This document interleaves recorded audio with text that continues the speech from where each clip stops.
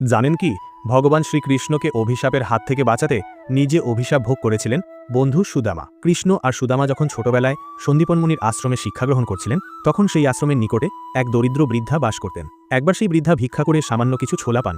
তিনি স্থির করেন পরদিন ভগবানকে নিবেদন করে খাবেন। তাই ছোলাগুলো একটি পুঁটলিতে ভরে রাখেন। কিন্তু সেই রাত্রেই তার বাড়িতে চোর ঢুকে পড়ে। ঘরে কিছু না পেয়ে চোরেরা পুঁটলিটাই নিয়ে পালিয়ে যান। ভুল করে সেই চোরেরা পাশেই আশ্রমে ঢুকে পড়েন, আর গুরুমাতার পায়ের শব্দ শুনে তড়িগড়ি পুঁটলিটা ফেলে রেখে পালিয়ে যান। পরদিন সকালে কৃষ্ণ আর সুদামা যখন গরু চড়াতে যাচ্ছিলেন, তখন গরুমাতা তাদের সেই ছোলার পুঁটলিটা দিয়ে বলেন, পথে খিদে পেলে খাওয়ার জন্য।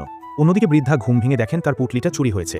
দুঃখে অভিমানে তিনি অভিশাপ দেন, যেই এই ছোলা খাবে তার জীবন হবে আমারই মতো কষ্টের ও দারিদ্র্যপূর্ণ। মাঠে গরু চড়াতে গিয়ে প্রবল ঝড় বৃষ্টিতে কৃষ্ণ ও সুদামা এক জায়গায় আটকা পড়েন। কৃষ্ণ খিদে পেয়ে সুদামার কাছে ছোলার পুঁটলিটা চান, কিন্তু সুদামা ছিলেন ব্রহ্মজ্ঞানী। তিনি পুঁটলিটা হাতে নিয়েই বুঝতে পারেন এই খাবার অভিশপ্ত। তখন তিনি কৃষ্ণকে বলেন, পুঁটলিটা কোথাও পড়ে গেছে। কিন্তু সত্যি কথা হলো তিনি নিজেই খাবারটা খেয়ে নেন। বন্ধু কৃষ্ণকে আজীবনের দারিদ্র্য